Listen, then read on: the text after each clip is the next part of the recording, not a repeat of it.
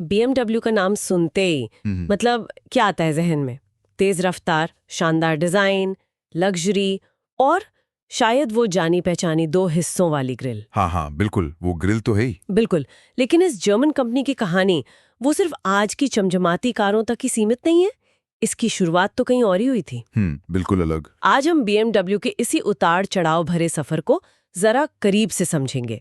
हवाई जहाज के वो ताकतवर इंजन बनाने से लेके फिर युद्ध की तबाही झेलने, दिवालिया होने की कगार से वापसी और फिर दुनिया भर में ड्राइविंग प्लेजर का एक तरह से दूसरा नाम बनने तक। सही बात है। और अब ये कंपनी इलेक्ट्रिक गाड़ियों की नोए क्लास मतलब एक बिल्कुल नई पीढ़ी के साथ भविष्य की ओर एक और बड़ा कदम बढ़ा रही है। इसके लिए हमने कई, आप कह सकती हैं, स्रोतों को खंगाला है। ऐतिहासिक दस्तावेज है, कंपनी की रिपोर्ट्स हैं, ऑटो इंडस्ट्री के विश्लेषण और हाँ, कुछ खास इंटरव्यूज भी। तो चलिए BMW की इस पूरी कहानी की परतें खोलते हैं। तो BMW की कहानी शुरू होती है 1916 में और दिलचस्प बात यह है कि तब कारों का कोई जिक्र तक नहीं था।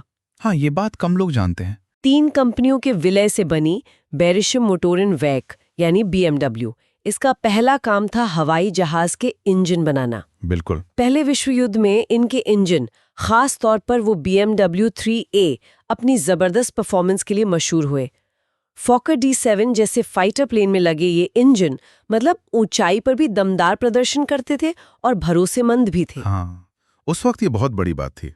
इसने जर्मन पायलटों को हवा में एक अहम बढ़त दिलाई थी वाकई। लेकिन युद्ध में जर्मनी की हार के बाद 1919 में हुई वो वर्साई की संधि, उसने उन पर हवाई जहाज इंजन बनाने पर रोक लगा दी। ये तो बड़ा झटका रहा होगा BMW के लिए। बहुत बड़ा झटका था। मतलब कंपनी का अस्तित्व ही दांव पर लग गया था। उन्हें कुछ और सोचना पड़ा। उन्होंने फिर दिशा बदली और कुछ समय के लिए छोटे औद्योगिक इंजन, खेती के उपकरण और यहाँ तक कि रेलवे के लिए ब्रेक बनाने जैसे काम भी किए। अच्छा, रेलवे ब्रेक भी? हाँ, कुछ वक्त के लिए, बस कंपनी को चलाते रहने के लिए। और फिर एक नई शुरुआत हुई मोटरसाइकिलों के साथ। 1923 में आई BMW R32। हाँ, ये एक अहम मोड़ था। इसमें 2 बातें बहुत खास थीं जिन्होंने आने वाले कई दशकों के लिए BMW बाइक्स की पहचान तय कर दी। पहली चीज थी इसका बॉक्सर ट्विन इंजन। वो लेटे हुए सिलेंडर वाला डिजाइन। हाँ बिल्कुल, यानी इंजन के सिलेंडर आमने सामने लेटे हुए थे, जैसे कोई बॉक्सर मुक्के चला रहा हो। ये डिजाइन इंजन को हवा से ठंडा रखने में मदद करता था। और दूसरी खास बात थी शाफ्ट ड्राइव। अच्छा हाँ, शाफ्ट ड्राइव मतलब इंजन की पावर पिछले पहिए तक चेन से नहीं बल्कि एक मजबूत रॉड, एक शाफ्ट के जरिए पहुंचती थी। ये उस जमाने के लिए काफी एडवांस था और हाँ, बाद में BMW बाइक्स की एक पहचान बन गया। 1925 में उन्होंने पहली सिंगल सिलेंडर बाइक R39 भी उतारी। जी। कारों की दुनिया में BMW ने कदम रखा 1928 में, जब उन्होंने ऑटोमोबाइल वर्क आइजनैक नाम की एक कार कंपनी को खरीद लिया। हाँ, वो डिक्सी बनाते थे ऑस्टिन 7 के लाइसेंस पर। हाँ, लेकिन BMW की अपनी पहचान वाली पहली कार आई 1933, BMW 303। बिल्कुल। इसी कार में पहली बार दुनिया ने वो 2 चीजें देखी जो आज भी BMW कारों का सिग्नेचर मानी जाती हैं। पहला, वो आइकॉनिक किडनी ग्रिल यानी 2 हिस्सों वाली फ्रंट ग्रिल, और दूसरा 6 सिलेंडर वाला इनलाइन इंजन जो अपनी स्मूथ परफॉर्मेंस के लिए जाना जाता है। हाँ, ये दोनों चीजें BMW की पहचान बन गई। लेकिन फिर इतिहास ने, आप देखिए, फिर करवट ली और दूसरा विश्व युद्ध शुरू हो गया। BMW एक बार फिर युद्ध सामग्री बनाने लगी। हवाई जहाज के इंजन तो थे ही, जैसे फोके-वुल्फ FW-190 फाइटर प्लेन्स के लिए बनने वाले वो रेडियल इंजन। अच्छा। साथ ही उनकी R75 मोटरसाइकिल, वो जर्मन सेना के लिए बहुत उपयोगी साबित हुई, खासकर उत्तरी अफ्रीका के वो मुश्किल रेगिस्तानी माहौल में। रेगिस्तान में ये इतनी कामयाब क्यों रही? क्या खास था इसमें? देखिए, 2 मुख्य कारण थे। एक तो इसका एयर कूल्ड बॉक्सर इंजन, वो गर्म मौसम में ज्यादा असरदार तरीके से ठंडा रहता था, ओवरहीट नहीं होता था आसानी से। अच्छा। दूसरा इसकी शाफ्ट ड्राइव। रेगिस्तान की रेत और धूल में जहां चेन ड्राइव अक्सर फंस जाती थी या खराब हो जाती थी, वहीं ये सील बंद शाफ्ट ड्राइव कहीं ज्यादा भरोसेमंद साबित हुई। ये तो लॉजिकल है। हाँ, और इसकी कामयाबी देखकर तो अमेरिकी सेना ने भी इंडियन और हार्ली डेविडसन जैसी कंपनियों को शाफ्ट ड्राइव वाली मिलिट्री बाइक्स बनाने को कहा था, जैसे वो इंडियन 841 और हार्ली डेविडसन XA बनी। अच्छा, तो मतलब BMW ने उन्हें भी प्रेरित किया एक तरह से। कह सकते हैं बिल्कुल। लेकिन युद्ध का अंत वो BMW के लिए बर्बादी लेकर आया। म्यूनिख का मुख्य प्लांट बमबारी में लगभग पूरी तरह तबाह हो गया था। हाँ, हालत बहुत खराब थी। युद्ध खत्म होने पर मित्र देशों की सेना, खासकर अमेरिकी फौजों ने बचे खुचे प्लांट को भी नष्ट करने और मशीनरी को जब्त करके हर्जाने के तौर पर ले जाने का आदेश दिया। हाँ, अक्टूबर 1945 का एक आदेश तो साफ कहता है कि BMW प्लांट 1 और 2 की सारी मशीनें खोलकर पैक की जाएं और शिपिंग के लिए तैयार रखी जाएं। मतलब एक तरह से सफाया। बाप रे, वो मशीनें फिर कहाँ गईं? और वो दुनिया भर में भेज दी गईं, अलग अलग देशों को हर्जाने के तौर पर। और यहाँ एक और दिलचस्प मोड़ आया। BMW का जो कार बनाने वाला प्लांट था आइसेनाक शहर में, हाँ, वो चला गया पूर्वी जर्मनी यानी सोवियत संघ के नियंत्रण वाले इलाके में। ओहो। और उन्होंने BMW के नाम और लोगों के साथ पुरानी R35 मोटरसाइकिल और कुछ कारें बनाना जारी रखा। क्या मतलब BMW के नाम से ही? हाँ, बिल्कुल। तो कुछ समय के लिए ऐसा था कि 2 अलग-अलग BMW कंपनियां काम कर रही थी। एक पश्चिम में म्यूनिख में, जो लगभग बंद हो चुकी थी, और एक पूर्व में आइसेनाक में। ये तो बड़ी अजीब स्थिति रही होगी। कंफ्यूजन भी होता होगा। हाँ, बिल्कुल। आखिरकार 1952 में ट्रेडमार्क को लेकर कानूनी लड़ाई हुई और पूर्वी जर्मनी की कंपनी को अपना नाम बदलकर EMW आइसेनाक मोटर वर्क करना पड़ा। अच्छा, EMW। हाँ, उन्होंने अपने लोगों का नीला सफेद रंग भी बदलकर लाल सफेद कर लिया था। अच्छा, उधर पश्चिम जर्मनी के म्यूनिख में BMW की हालत आप बता रहे थे बेहद खस्ता थी। बहुत ज्यादा। उनके पास ना तो कोई डिजाइन थे, ना ब्लूप्रिंट, सब कुछ आइसेनाक प्लांट में रह गया था। सोचिए जरा। कल्पना कीजिए, शुरुआत में उन्हें गुजारे के लिए रसोई के बर्तन और खेती के औजार बनाने पड़ रहे थे। बर्तन और औजार, BMW। हाँ, पहली पोस्ट वॉर मोटरसाइकिल R24 वो 1948 में जाकर बन पाई। और वो भी कैसे? एक पुरानी R23 बाइक को देखकर उसकी रिवर्स इंजीनियरिंग करके, मतलब पुर्जे देखकर अंदाजा लगाना कि ये कैसे बनी होगी।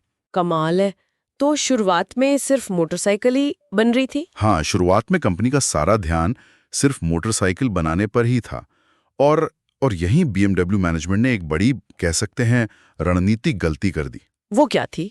देखिए, युद्ध के बाद तबाह हुए जर्मनी में आम लोगों को जरूरत थी सस्ती, भरोसेमंद गाड़ियों की, ताकि जिंदगी दोबारा पटरी पर आ सके। वोक्सवैगन की बीटल वो इसी जरूरत को पूरा कर रही थी और कामयाब भी थी। हाँ, बीटल तो बहुत बिकी। लेकिन BMW मैनेजमेंट, खासकर उस वक्त के प्रमुख थे हैंस ग्रूविनिक, उनका मानना था कि BMW को महंगी लग्जरी कारें बनानी चाहिए जो जर्मन इंजीनियरिंग का प्रतीक बने। तो मतलब बाजार कुछ और मांग रहा था और BMW कुछ और बना रही थी, एकदम उल्टा। बिल्कुल यही हुआ। 1951 में उन्होंने BMW 501 लॉन्च की, जो एक बड़ी और महंगी सेडान थी। फिर 1955 में आई 502। इसमें तो पोस्ट वॉर जर्मनी का पहला V8 इंजन लगा था। V8 इंजन उस जमाने में? हाँ, और फिर आई बेहद खूबसूरत लेकिन उतनी ही महंगी 503 कूपे और 507 रोडस्टर स्पोर्ट्स कार। हाँ, 507 तो मैंने देखी है तस्वीरों में, बहुत खूबसूरत है। दिखने में लाजवाब थी, पर इनकी कीमत आसमान छू रही थी। सबसे महंगी 507 की कीमत करीब 33,000 ड्यूशमार्क थी। उस जमाने में ये बहुत बड़ी रकम थी। तो बिकती नहीं होंगी ज्यादा? बहुत कम। इन्हें बहुत कम संख्या में बनाया जाता था, जैसे कोई कारीगर हाथ से बना रहा हो। नतीजा, ये कारें कंपनी को मुनाफा नहीं दे पा रही थी, बल्कि घाटा बढ़ा रही थी। और इसी दौरान जर्मनी और यूरोप में वो छोटी सस्ती बबल कारों का चलन तेजी से बढ़ा था ना? हाँ, बिल्कुल। और मोटरसाइकिल की बिक्री भी घटने लगी थी, क्योंकि लोग अब कार खरीदना पसंद कर रहे थे, चाहे छोटी ही सही। तो BMW ने क्या किया? BMW ने इस ट्रेंड को समझा और इटली की कंपनी आइसो से लाइसेंस लेकर छोटी सी अनोखी दिखने वाली इसेट्टा बबल कार बनानी शुरू की। अच्छा, वो इसेट्टा BMW ने बनाई थी लाइसेंस पर? हाँ, लाइसेंस पर। ये काफी लोकप्रिय हुई और इसकी करीब 1,60,000 से ज्यादा यूनिट्स बिकी। इसके बाद थोड़ी बड़ी BMW 600 भी आई। तो इनसे तो पैसा आया होगा ना? पैसा आया, लेकिन आइसेटा और 600 से हुई कमाई भी BMW के वो लग्जरी कारों के भारी घाटे को पूरा करने के लिए नाकाफी थी। कंपनी कर्ज में डूबती जा रही थी और 1959 आते आते दिवालिया होने की कगार पर पहुंच गई थी। दिवालिया होने की कगार पर ना। BMW। हाँ, हालात इतने खराब थे कि डाइमलर बेंज मतलब मर्सिडीज बेंज हाँ। बनाने वाली कंपनी, उन्होंने BMW को खरीदने की पेशकश भी कर दी थी। अरे बाप रे। तो फिर BMW बची कैसे? यहीं से कहानी में एक जबरदस्त मोड़ आता है ना? बिल्कुल। दिसंबर 1959 में शेयर होल्डर्स की एक बहुत अहम मीटिंग हुई। उसमें छोटे शेयर होल्डर्स और डीलर्स ने डाइमलर बेंज के टेकओवर का पुरजोर विरोध किया। अच्छा। और फिर क्वांट परिवार, खासकर हर्बर्ट क्वांट, उन्होंने कंपनी में बहुत बड़ा निवेश करके उसे एक तरह से बचा लिया। लेकिन सिर्फ पैसा काफी नहीं था, उन्हें एक हिट प्रोडक्ट की जरूरत थी, तुरंत। और वो हिट प्रोडक्ट थी BMW 700। बिल्कुल, 1959 में ही लॉन्च हुई ये कार। दिखने में स्टाइलिश थी, साइज में छोटी और कीमत में किफायती थी। और इसमें पीछे की तरफ BMW की मोटरसाइकिलों वाला ही भरोसेमंद air cooled boxer twin engine लगा था। हाँ, ये कॉम्बिनेशन काम कर गया। ये कार लोगों को बहुत पसंद आई। इसकी अच्छी बिक्री ने BMW को वो जरूरी कैश फ्लो दिया जिसकी उसे सख्त जरूरत थी। सही। इसी कार के साथ BMW ने रेसिंग में भी वापसी की और सफलता हासिल की। सच कहें तो BMW 700 कंपनी के लिए संजीवनी बूटी साबित हुई। बिल्कुल, BMW 700 की सफलता ने कंपनी को थोड़ी स्थिरता दी और उन्हें सोचने का मौका मिला कि आगे क्या करना है। और उन्होंने फैसला किया अपनी जड़ों की तरफ लौटने का। जड़ों की तरफ मतलब स्पोर्टी ड्राइवर फोकस्ड कारें बनाने का। इसी सोच का नतीजा थी 1961 में फ्रैंकफर्ट ऑटो शो में पेश की गई BMW 1500। ये नया क्लास है, यानी न्यू क्लास नाम की कारों की एक नई सीरीज की शुरुआत थी। नया क्लास है। इसे न्यू क्लास क्यों कहा गया? क्या खास था इसमें? क्योंकि ये वाकई एक नई क्लास या कैटेगरी बना रही थी। ये एक मीडियम साइज की 4 दरवाजों वाली सेडान थी जो ना तो BMW 700 जितनी छोटी थी और ना ही वो 501 या 502 जितनी बड़ी और महंगी। अच्छा, बीच का रास्ता। हाँ, इसमें एक नया ज्यादा पावरफुल 4 सिलेंडर इंजन था और इसकी हैंडलिंग कमाल की थी। इसने बाजार में उस खाली जगह को भरा जहां लोगों को एक प्रैक्टिकल फैमिली कार के साथ-साथ ड्राइविंग का मजा भी चाहिए था। ये मॉडल BMW की किस्मत बदलने वाला साबित हुआ। कंपनी का घाटा मुनाफे में बदलने लगा और बिक्री का ग्राफ तेजी से ऊपर चढ़ने लगा। और फिर BMW ने इसी फॉर्मूले पर आगे बढ़ते हुए कई सफल मॉडल उतारे। 1500 के बाद आई 1800। हाँ, जिसका स्पोर्टी TI वर्जन रेसिंग में भी कामयाब रहा। फिर 2000 सीरीज और 1966 में आया 1600 का 2 दरवाजों वाला मॉडल, जिसे बाद में 2002 के नाम से जाना गया। हाँ, BMW 2002। वो तो एक कल्ट क्लासिक बन गई। छोटी, हल्की, तेज और चलाने में मजेदार। बिल्कुल, और रेसिंग ट्रैक पर मिली लगातार जीतें, जैसे 24 आवर्स और स्पा जैसी मुश्किल रेस जीतना। इसने BMW की स्पोर्टी इमेज को और पक्का कर दिया। सही कहा। और फिर 1970 के दशक में BMW ने वो लाइनअप तैयार किया जिसने उसे आज की लग्जरी और परफॉर्मेंस कार कंपनी के तौर पर स्थापित कर दिया। हाँ, वो मशहूर सीरीज। बिल्कुल।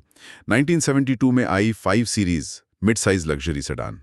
1975 में 3 सीरीज कॉम्पैक्ट स्पोर्टी सेडान, जो BMW की सबसे ज्यादा बिकने वाली कार बनी। और 1977 में 7 सीरीज बड़ी फ्लैगशिप लग्जरी सेडान।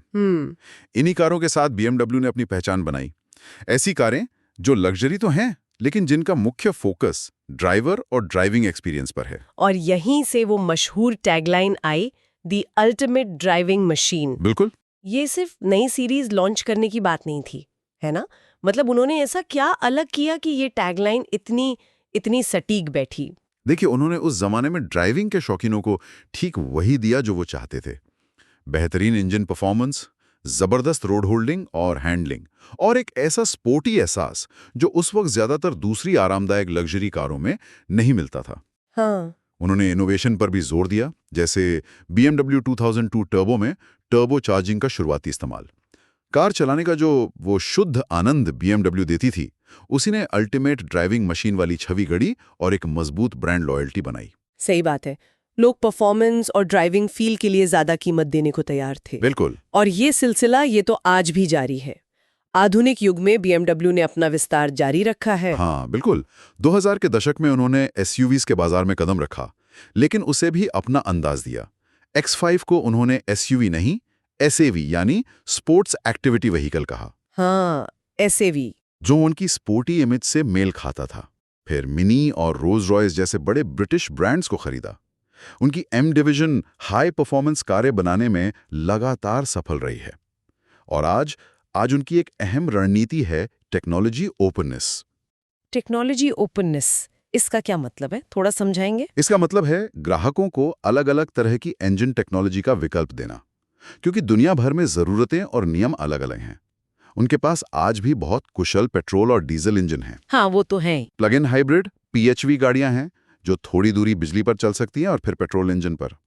पूरी तरह इलेक्ट्रिक BEV गाड़ियां हैं। और दिलचस्प बात यह है कि वे टोयोटा के साथ मिलकर 2028 से हाइड्रोजन फ्यूल सेल गाड़ियां लाने की भी योजना बना रहे हैं। हाइड्रोजन भी टोयोटा के साथ? हाँ, ये दिखाता है कि वे किसी एक टेक्नोलॉजी पर निर्भर न रहकर भविष्य के लिए कई विकल्प खुले रख रहे हैं। अलग अलग बाजारों के लिए अलग अलग समाधान। इलेक्ट्रिक गाड़ियों पर तो अब जोर साफ दिख रहा है।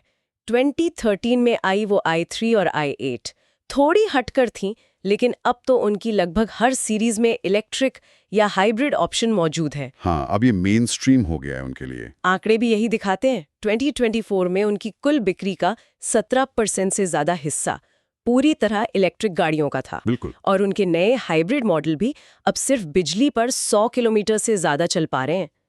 लक्ष्य भी बड़े हैं, 2025 तक 30 लाख इलेक्ट्रिक और हाइब्रिड गाड़ियां सड़कों पर लाना। हाँ, लक्ष्य बहुत महत्वाकांक्षी हैं। और अब BMW अपने इतिहास के एक और बड़े मोड़ पर खड़ी है। वे लॉन्च करने जा रही हैं अपनी इलेक्ट्रिक गाड़ियों की एक बिल्कुल नई रेंज, जिसे वे फिर से वही ऐतिहासिक नाम दे रहे हैं, न्यूए क्लास। न्यूए क्लास, वही 1960 वाला नाम। हाँ, वही नाम, लेकिन इस बार मतलब बिल्कुल नया है। नई क्लास। ये सिर्फ कुछ नए मॉडल नहीं है, बल्कि ये BMW की कारों को बनाने, उनकी टेक्नोलॉजी और उनके डिजाइन को लेकर एक पूरी तरह से नई सोच है। ब्लूमबर्ग जैसी प्रतिष्ठित न्यूज एजेंसी ने भी इस पर महीनों की रिसर्च के बाद एक विस्तृत रिपोर्ट छापी है। अच्छा, तो क्या खास है इस नई न्यूए क्लास में? देखिए, कई चीजें हैं। पहला मॉडल नई iX3 SUV होगी, जिसका उत्पादन 2025 के अंत में हंगरी के एक बिल्कुल नए प्लांट में शुरू होगा, जो सिर्फ इलेक्ट्रिक गाड़ियां ही बनाएगा। सिर्फ इलेक्ट्रिक? हाँ, डेडिकेटेड EV प्लांट। इसके बाद 2027 तक 40 से ज्यादा नए मॉडल या अपडेट्स आएंगे, जिसमें 2026 में एक स्पोर्टी सेडान भी शामिल है, जो शायद 3 सीरीज की इलेक्ट्रिक वारिस हो। लेकिन असली बदलाव वो टेक्नोलॉजी में है। अच्छा, वो क्या है, बताइए जरा। पहली बात, डिजाइन। ये गाड़ियां एक नई साफ सुथरी डिजाइन लैंग्वेज फॉलो करेंगी और सस्टेनेबिलिटी पर बहुत जोर होगा। सस्टेनेबिलिटी मतलब चीजों को रिसाइकिल करने पर फोकस। डिजाइन फॉर सर्कुलैरिटी सिद्धांत, जैसे नई iX3 में लगभग 1/3 मटेरियल रिसाइकल्ड होगा। ये तो अच्छी बात है। दूसरी बात, डिजिटल एक्सपीरियंस। ये सॉफ्टवेयर डिफाइंड गाड़ियां होंगी।